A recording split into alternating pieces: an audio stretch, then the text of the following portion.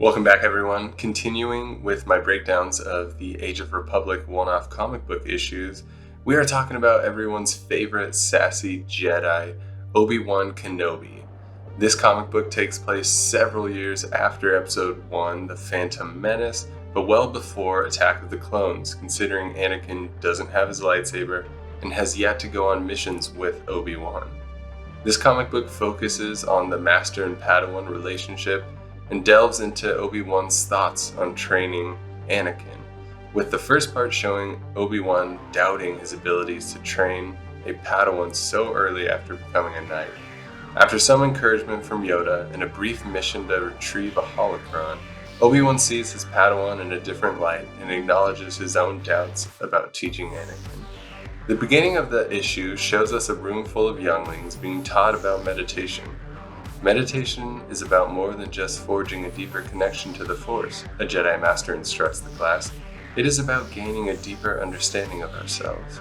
She then goes on to say that a Jedi can use meditation to better control their thoughts and emotions, stating to the younglings, peace, serenity, harmony. We must master ourselves before we can hope to master the Force. We see Obi-Wan meditating on the floor, the Force flowing around him, causing the wind to flutter his Jedi robes. Anakin sits, legs crossed on the floor, holding rocks together with the Force. The Jedi Master thinks of how well his Padawan is learning, how he continues to excel and make him proud, when he actually listens at least. Obi-Wan thinks to himself, so why have I felt such unease as of late? Anakin loses his control over the rocks, and Obi-Wan thinks back to a sparring session with his old master Qui-gon Jinn. Obi-Wan reflects on taking a Padawan on so soon, and how he wishes he had Qui-Gon to turn to for advice. If circumstances were different, Obi-Wan ponders. Master Tassan enters the training room with a mission from the Jedi Council for Obi-Wan specifically. This mission consists of retrieving a potential ancient holocron that an archaeology team has uncovered on the planet Dalinor. Anakin protests at his master leaving again. Master Tassan states that the planet isn't under Republic protection, but the archaeology team consists of Republic citizens. Obi-Wan tells Anakin that he will continue his training with Master Yoda. Anakin complains that he has to train with the little kids. I'm already so far ahead of them. Obi-Wan's thoughts dwell, and he wonders if he is disappointing Anakin as a master. Obi-Wan gathers intel in the Jedi library. Yoda approaches Obi-Wan saying, always more to learn, there is. Obi-Wan mentions that he cannot find information regarding Jedi who have been to Dalinor, Yoda telling him that the names must have been lost to time. Obi-Wan hopes to discover the names of the Jedi once he retrieves the holocron, assuming it is one to begin with. Yoda hopes to discover their names and the knowledge within. Take young Skywalker on this quest, will you? Yoda asks, looking up to Obi-Wan. Taken back, Obi-Wan tells Yoda, I hadn't planned on it. No, I'm not sure he's ready. The Grand Master says, unsure you are, ready or not ready. We then see Anakin alongside a class of younglings with his head resting on his fist. Obi-Wan continues to tell Yoda that Anakin understands he has much to learn, and that he came to the Jedi Temple a lot older than most younglings. Yoda agrees, but tells Obi-Wan that Anakin also needs his master's belief in him. Obi-Wan is surprised by Yoda's support because he was once so opposed to Anakin becoming a Padawan to begin with. Yoda tells Obi-Wan how dangerous a poorly trained Jedi can be to others and to himself. With a final bit of encouragement, Yoda says, if train him you must, young Kenobi, train him well. We then watch a Jedi starship take off from the Jedi Temple on Coruscant. Master and apprentice departing to retrieve the potential holocron. Anakin is thrilled to be alongside his master and thanks him for bringing him alongside.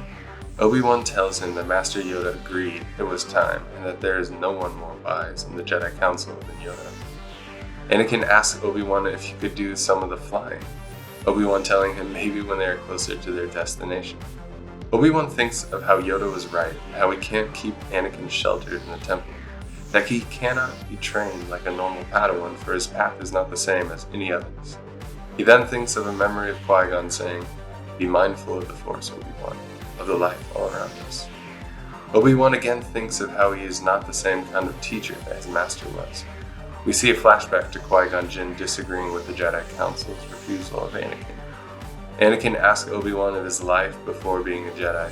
Obi-Wan tells him he doesn't remember much and that he was taken to the temple at a very young age. Looking down and fidgeting with his hands, Anakin says, "So you were always a Jedi then?" Obi-Wan tells him that he was a Padawan just like him at one point and still had to learn everything. Anakin looks into hyperspace.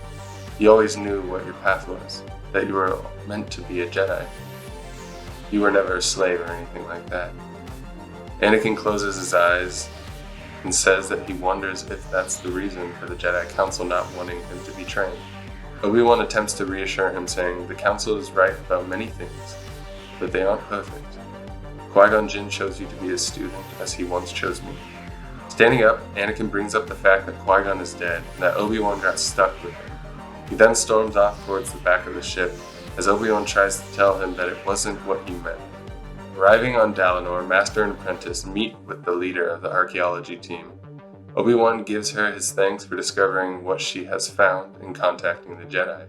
She is grateful for him taking it off her hands, telling Obi-Wan that the fact that it is here could lead to trouble with a local group of pirates that harassed the team when they first started digging. This forced them to hire local guards, and Obi-Wan gives one of them a passing glare.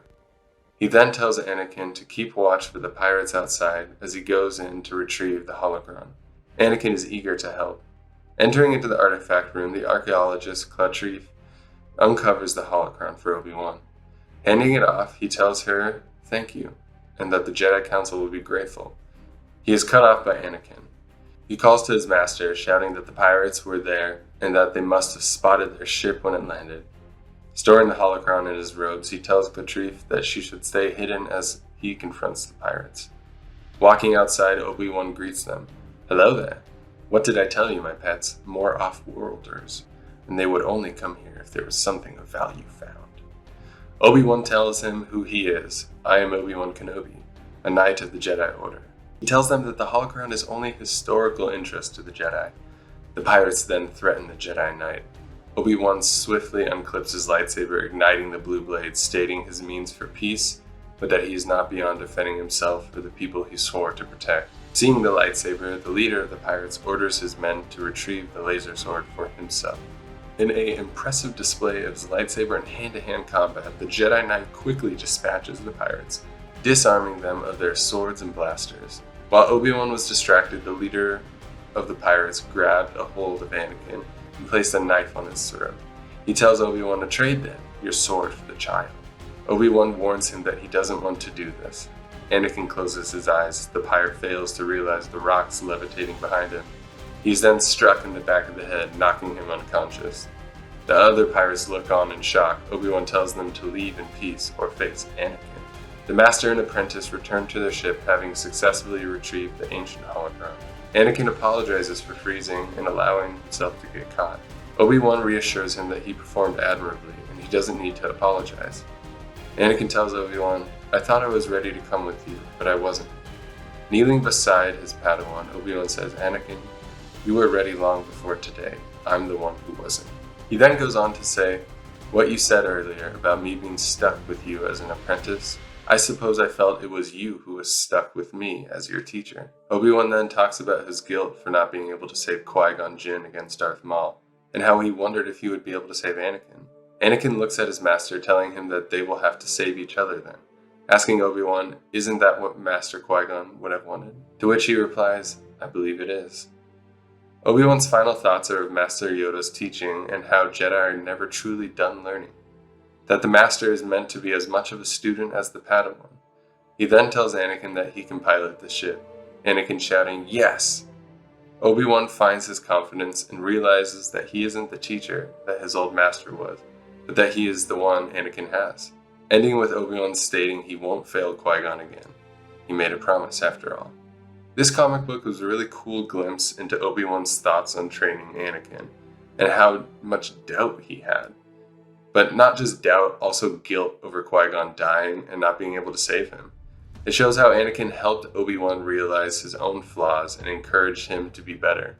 I love the relationship between Obi-Wan and Anakin. He truly cared for him, and it just makes the betrayal of Anakin that much more painful. in the end. Obi-Wan did the best he could and tried to be the master Anakin needed. Too bad there was a Sith Lord causing a galaxy-wide civil war. Thank you all for watching. I hope you guys enjoyed this. I highly recommend that you get this comic book. Just get all of the Age of Republic because they're just so much fun to read these kind of episodic events covering Jedi, Sith, and bounty hunters all during the time of the Republic. It's a lot of fun, and I highly recommend you read these. Or you can just keep watching these breakdowns of it because I'm going to do some more, and just leave suggestions in the comments, and I will see you guys in the next video. May the Force be with you.